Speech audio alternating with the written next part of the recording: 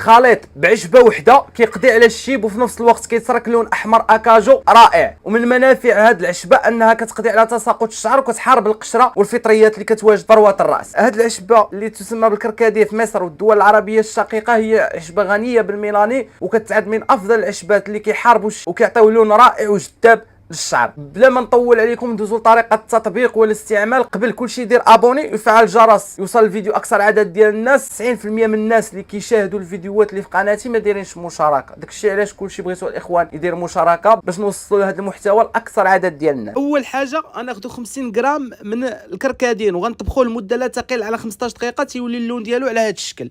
غنضيفوا ليه 4 الملعقات من حنه الكتم وكتواجد عند باقي العشاب والعشابه وغنخلطوهم باحكام وجيدا.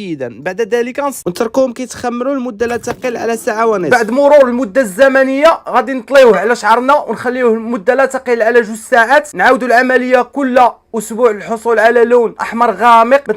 للحصول على لون احمر غامق وصفه بدون اي اثار سلبيه او اضرار جانبيه. كلشي الاخوان يبارطاجي هذا الفيديو ويدير ابوني ويفعل الجرس باش يوصلوا فيديوهات جداد ووصفات جداد. شكرا للاخوان والاخوات اللي كيشجعونا. في امان الله وحفظه.